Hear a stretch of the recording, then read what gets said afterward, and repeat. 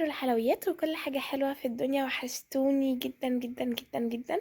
النهاردة فيديو جديد، والنهاردة هنقضي فلوج يوم الجمعة مع بعض او روتين يوم الجمعة مع بعض. هنقضي بقى اليوم مع بعض كده وهنشوف هنعمل ايه. عايزة اقول لكم النهاردة كده يعتبر عدى اسبوع.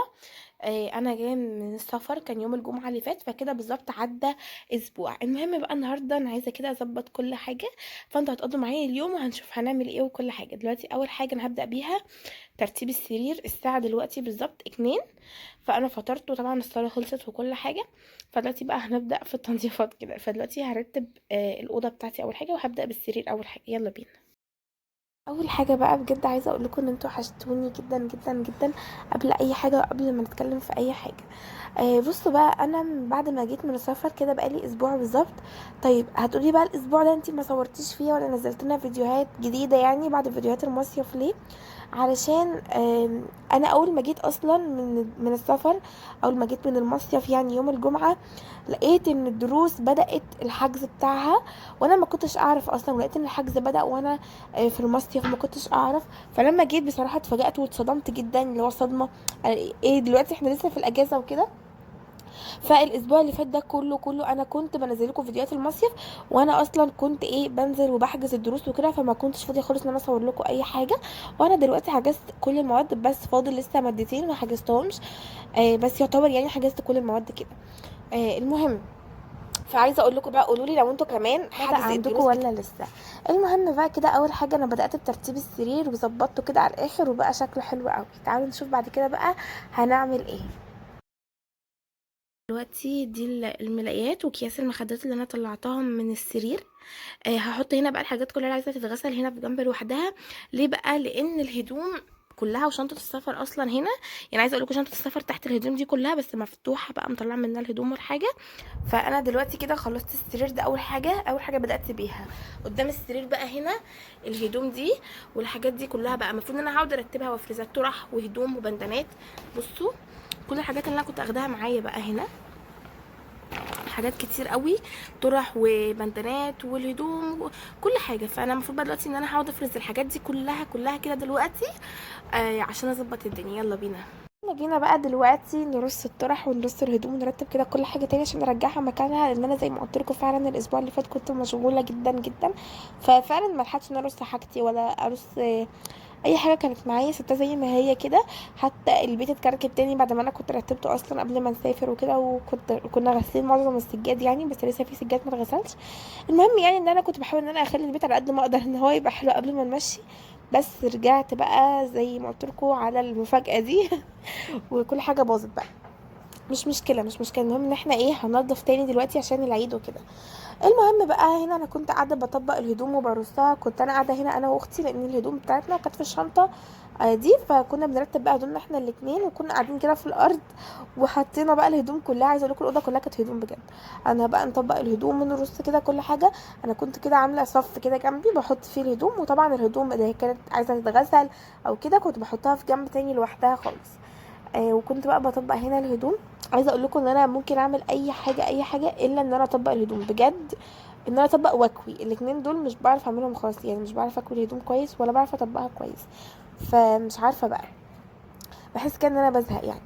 المهم بقى، لو انت وصلتي لحد دلوقتي في الفيديو وما حطيتيش اللايك، انزلي دلوقتي حطي لايك واكتبوا لي رايكم في الفيديو ده.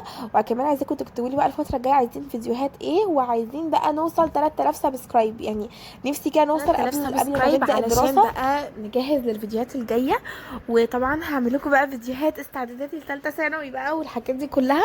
انا بجد متحمسه للفيديوهات الجايه جدا جدا جدا. ولو انتم متحمسين برضو اكتبوا لي في الكومنتات. عايزاكم بقى تشجعوني كتير قوي الفتره دي، لان انا حاسه ان بجد الفيديوهات مش بتجيب مشاهدات خالص خالص.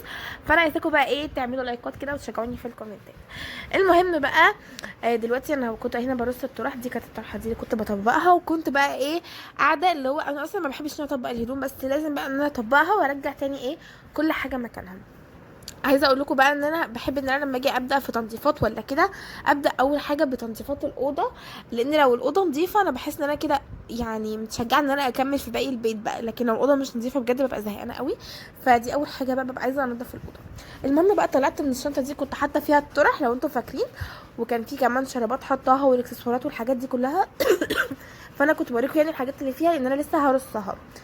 بس بقى الطرح والحاجات دي بقى ايه دلوقتي اللي انا هرصها، فشلت الشنطه على جنب خالص علشان دلوقتي بقى نكمل ترتيب في الحاجات دي، وبعد كده بقى هنرص الاكسسوارات والطرح والكلام ده كله. قولوا لي بقى، انتوا بدأتوا في تنظيفات العيد ولا بتبدأوها قبل العيد باسبوع ولا امتى؟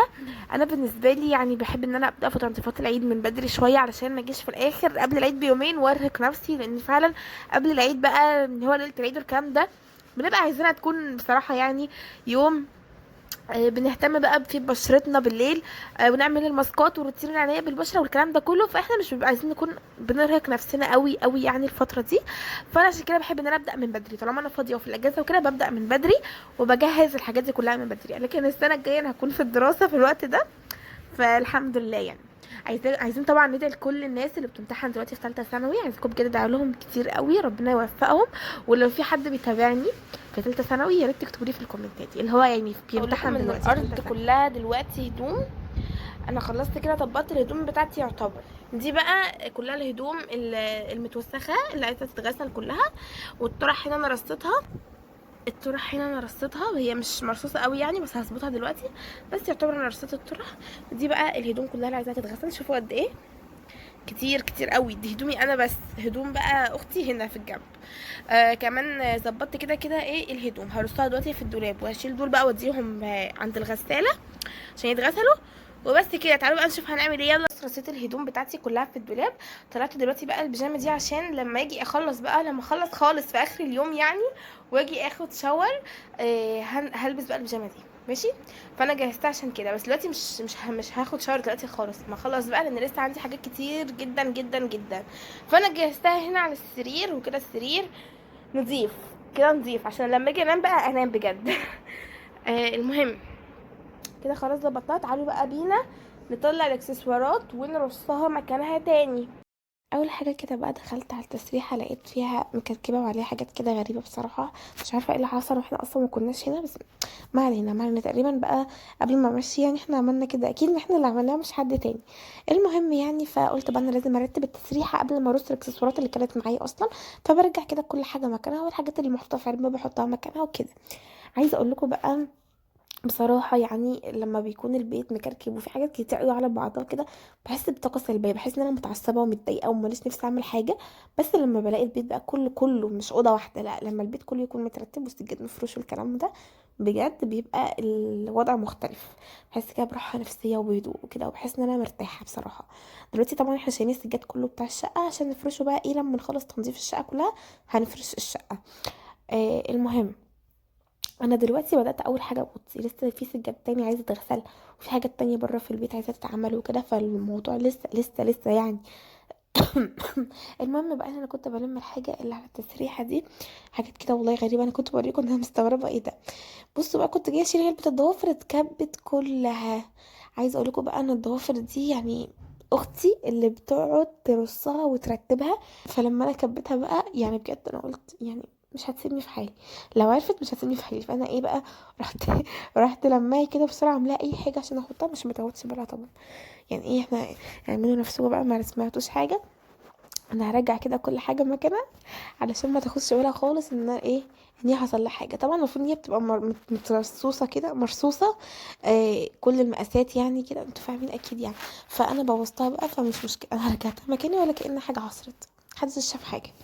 انا عايزه اقول لكم وانا دلوقتي بتفرج كده معاكم على الفيديو وهو متسرع كده، بقول يا ريت الحاجه بتتعمل كده بسهوله، يعني يا ريت الحاجه كده كلها تترتب وتترص لوحدها، وكل حاجه تتعمل بسرعه كده.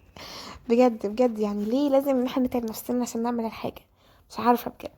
المهم بقى دي الشنطه اللي انا كنت حاطه فيها الحاجه. بصوا جايه بكب الاكسسوارات والحاجه، اتفاجئت ان في حظاظه مفكوكه في الشنطه. اتصدمت ان انا كنت بحبها قوي. بس مش مشكله بقى، انا قلت انا هعين الخالص بتاعها، ان انا ساعات يعني لما بكون فاضيه وفايقه كده بقعد اعمل حظاظات وبقعد اعمل حاجات من دي، فقلت انا هعين الخالص بتاعها لان انا بصراحه بحبها جدا. فقلت بقى ممكن ابقى اعملها تاني، يعني ايه اعملها انا، بيبقى معايا الخرز والاستك خيط الاستك بقى ده، وبقعد اعمل بيها حاجات وكده. فقلت بقى انا هعينها، يعني خساره هعينها وابقى اعمل بيها تاني. فانا اتصدمت اصلا. بس بقى انا مش عايزاكم تركزوا مع الصوت ده خالص، لان الصوت ده في الشارع مش عندنا. المهم يعني عايزه اقول لكم بقى ان انا هنا كنت برص الحاجه بتاعتي والاكسسوارات. كنت اخده معايا حاجات مش كتير قوي، بس مش عارفه ليه هما كانوا باينين ان هما كتير. فبص لقيت بقى في تاني، لقيت لسه في حاجات، فقمت مطلعه بقى ايه. انا اصلا حطيتها في كيسه كده وقلت انا عندي في الدرج عشان انا عاوزه اعمل تاني يعني الحاجه.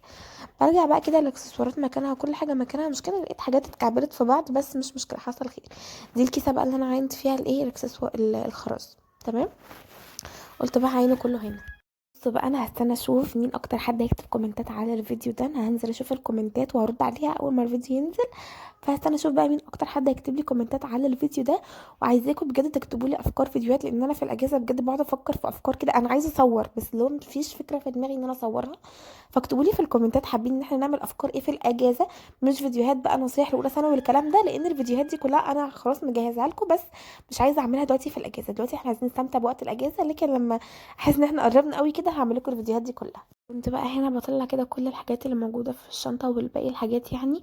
وكمان ازايز المونوكير بقى كده وكل حاجه، عشان كل حاجه تبقى ايه في مكانها، عشان ما نقعدش ندور عليها خلاص بقى. كل حاجه تبقى بالنسبه لي انا مجهزه لكم افكار حلوه قوي قوي. اللي كمان للماسكات وروتين عناية بالبشرة وحاجات حلوة قوي بجد. بس كده يكون خلص الفيديو بتاع النهاردة. لو عجبكم الفيديو بقى ما تنسوش اللايك والاشتراك في القناة من كلمة سبسكرايب اللي تحت الفيديو. وكمان فعلوا الجرس على كلمة الكل عشان تشوفوا كل فيديوهاتنا الجاية. وبس كده، مع السلامة.